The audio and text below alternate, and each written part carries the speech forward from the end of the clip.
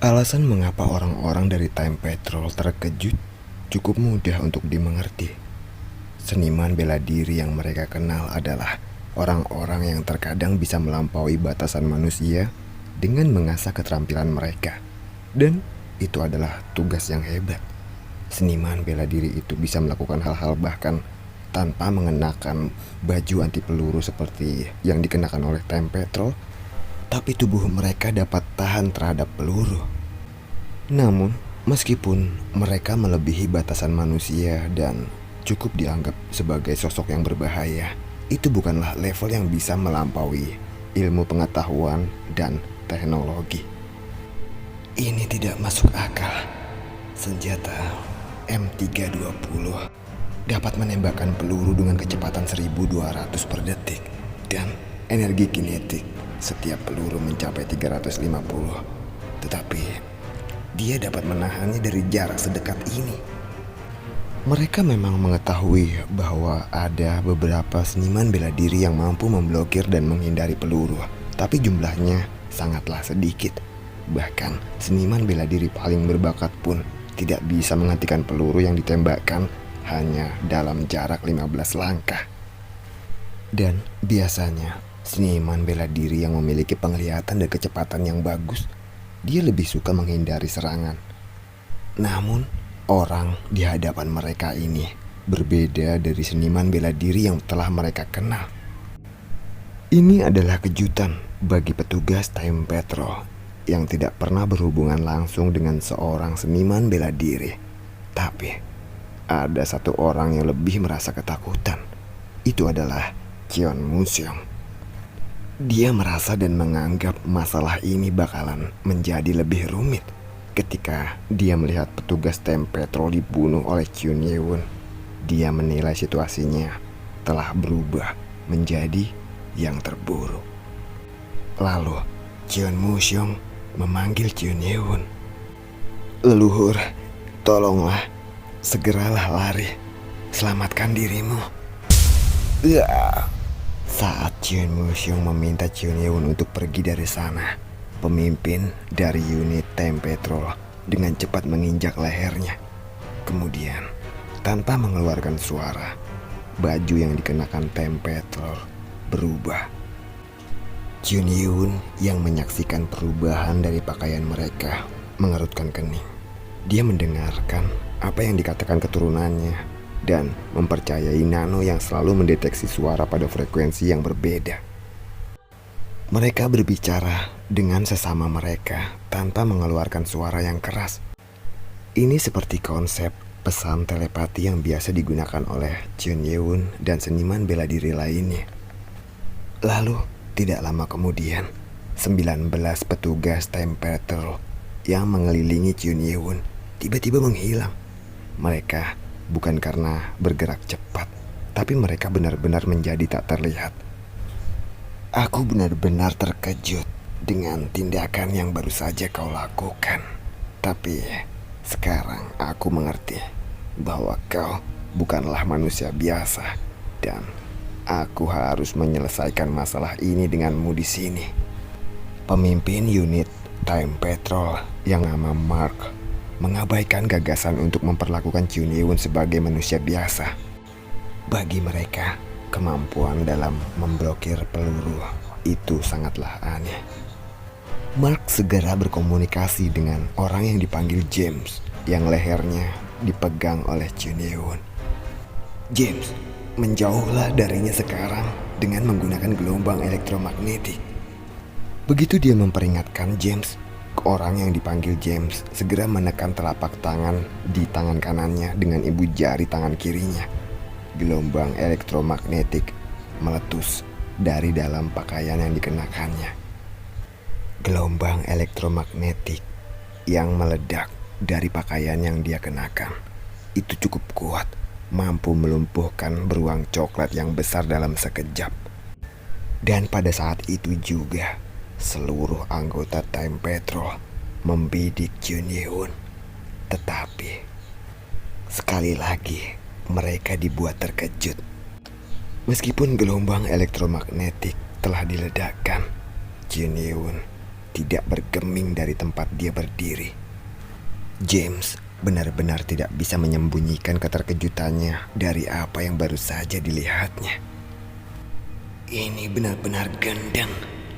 Bagaimana dia bisa berhenti dengan 1000 volt mengaliri seluruh tubuhnya? Dia menyaksikan seolah-olah Chun Ye-won benar-benar tidak merasa tersengat listrik. Chun Ye-won menggelengkan kepalanya dan berbicara kepada James. Kau harus berada di levelku dulu agar tidak terkejut. Lalu, tidak lama kemudian, tangan Chun Ye-won mengeluarkan ki guntur yang sangat dahsyat. Dengan kilatan petir, James yang tersengat listrik berteriak panik. Bahkan fungsi isolasi terhadap sengatan listrik dari pakaian yang dikenakannya tidak berguna. James yang tidak tahan dengan sengatan listrik, wajahnya menjadi hitam, sepertinya dia berada di ambang kematian. Itu membuat salah satu dari petugas Time Patrol menembakkan senjatanya ke pergelangan tangan Chun Ye-won. Peluru dilepaskan dari senjatanya ke arah Chun Ye-won dengan kecepatan tinggi. Peluru itu melesat, tapi Chun Ye-won bisa merasakannya. Chun Ye-won segera mengulurkan tangan kirinya dan membuka perisai energi. Dia mencoba memblokir peluru seperti sebelumnya. Peluru itu mengenai perisai energi seolah-olah peluru itu terhalang. Tapi kemudian sesuatu terjadi. Peluru itu terus berputar, bahkan mampu menembus perisai energi Chun Ye-won. Chun Ye-won segera berhenti melepaskan energinya yang baru saja ditembus peluru dan mendorong James ke depan peluru itu. Karena pakaian yang dikenakan James rompi anti peluru, peluru itu meleset dan terpental menembus tanah, menciptakan lubang di tanah sebesar kepalan tangan. Peluru itu mampu menembus perisai energiku. Kali ini Chun Ye-won yang mengerutkan kening. Kali ini peluru yang ditembakkan ke arahnya memiliki kekuatan yang cukup besar. Mungkin karena kekuatan dari bubuk mesionya, ini tampak sangat berbeda dari peluru sebelumnya. Sangat jelas bahwa peluru kali ini memiliki energi yang cukup besar karena mampu menembus perisai energinya. Itu adalah peluru yang terus bergetar. Energi kinetik diperkuat dengan frekuensi yang luar biasa. Dan peluru itu mampu menembus perisai energi apapun. Mata Chun Ye-won berbinar setelah mendengar kata-kata Nano. Rupanya Time Patrol belum menunjukkan semua kemampuan mereka. Tapi petugas Time Patrol juga merasa kaget.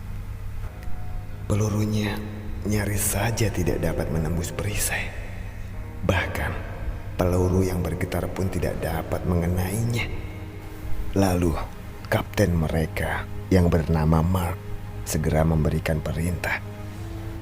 Seluruh pasukan segera gunakan peluru ultra getar. Setelah mereka menerima perintah tersebut, 10 orang anggota Time Patrol berpencar ke segala arah dan melepaskan tembakan. Peluru mereka melesat ke arah Chun Ye-won. Kali ini mereka menggunakan peluru ultra getar. Peluru ini tidak akan bisa kau hentikan.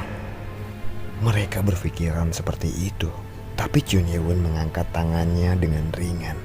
10 pedang tak terlihat muncul di sekelilingnya, menebas peluru-peluru itu menjadi 2 bagian. Semuanya terjadi dengan kecepatan yang tidak dapat terlihat oleh mata telanjang.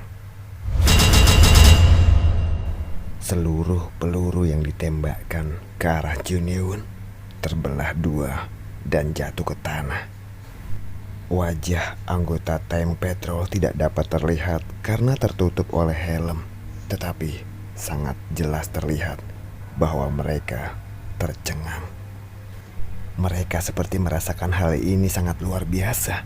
Bahkan Mark pun tercengang.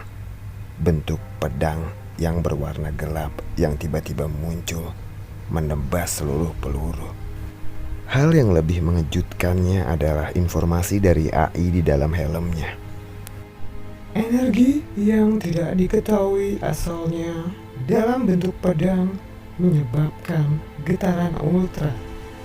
Menurut analisis dari AI dalam helmnya, Chun Yeun baru saja menyalin peluru ultra getar mereka. Chun Yeun terlihat sedang mengangguk. Dia mengangguk lalu berkata, "Aku telah belajar sesuatu yang bagus dari kalian. Teknik ini kurasa lebih nyaman karena hanya mengkonsumsi lebih sedikit energi daripada penyatuan dan kondensasi." Haha. Mendengar ungkapan Yeun itu, bukan hanya Mark, tapi bahkan petugas Tempetro lainnya pun kaget. Orang ini benar-benar mampu mempelajari serangan mereka. Ada segel di dalam teknologi ultra getar di dalam nano. Saat musuh menggunakannya, segel itu otomatis terlepas dan nano memasukkannya ke dalam sistem panel. Apakah saya harus mempertahankan sistem panel untuk menggetarkan pedang tak terlihat? Iya, simpan itu. Atas pertanyaan Nano, Chun Yeun setuju dan mengulurkan tangannya ke arah pedang tak terlihat. Ke-10 pedang itu mengarah ke satu arah. Kali ini apa lagi yang dia lakukan? Para petugas Tempetrol yang sedang bersembunyi dalam mode menghilang kebingungan. Kalian menghilang, tapi mengapa terus bergerak? Bodoh. Kata-kata dingin yang diucapkan Chun Yeun membuat Mark merasa takut. Sepertinya Chun Yeun ingin melepaskan pedang lagi.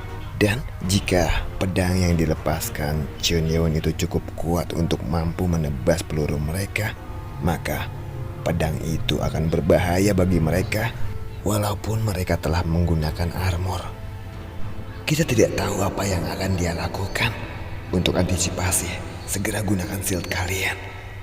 Tapi saat Mark belum menyelesaikan peringatan untuk rekan-rekannya, pedang energi Chun Yeun melesat ke segala arah.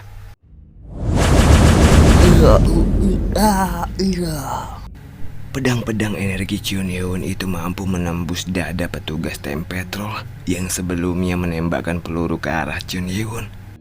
Armor yang mereka gunakan pun pecah. Api biru keluar di udara dan mereka jatuh ke tanah. Ini tidak masuk akal. Mengapa dia dapat menemukan kita dalam mode menghilang? Mereka tidak mengetahui fakta ini. Di dalam sudut pandang Chun Yeun, begitu augmented reality terbuka, bahkan musuh yang berada dalam mode menghilang akan dapat terlihat. Walaupun aku tidak dapat melihat kalian, aku masih bisa merasakannya. Bodoh. Walaupun jika Yeun tidak menggunakan augmented reality, Chun Yeun masih dapat mengenali energi mereka. Mark yang mengira mereka akan terbunuh segera berteriak, "Sial, jangan hanya terdiam, cepat bergerak, pergi dari sini. Selamatkan diri kalian." Atas perintahnya itu, petugas Tempetrol yang masih hidup dengan cepat menyebar. Mungkin karena mereka menggunakan seragam spesial, gerakan mereka lebih cepat daripada seniman bela diri tingkat master. Tembakkan meriam elektron ke arahnya. Apakah Anda serius, Kapten? Bukankah dia itu masih seorang manusia? Apa matamu buta? Apakah monster seperti itu masih terlihat seperti manusia bagimu? Mendengar ungkapan kapten mereka, para petugas Tempetrol hanya mampu terdiam. Mereka teringat saat Chun Yeun mampu menebas peluru getar. Dengan hal itu saja dapat dipastikan bahwa orang yang sedang mereka hadapi bukanlah manusia. Bersiap untuk menembak. Atas perintah sang kapten, petugas Tempetrol yang tersisa menekan sesuatu pada senjata mereka, dan moncong senjatanya berubah menjadi bentuk persegi memanjang dengan kondensasi biru muda di dalamnya.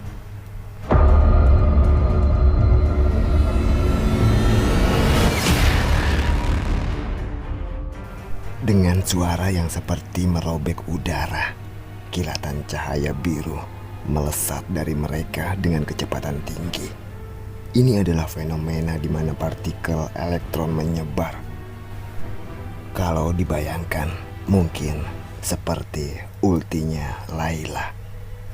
Walaupun kau mampu menghentikan peluru, cobalah hentikan juga energi plasma ini. Mereka sangat percaya diri dengan serangan mereka kali ini.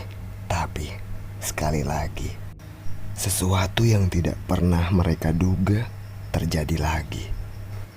Sinar energi plasma yang mereka tembakkan seperti menghantam sesuatu. Lalu, energi plasma itu terpecah, berpencar ke segala arah.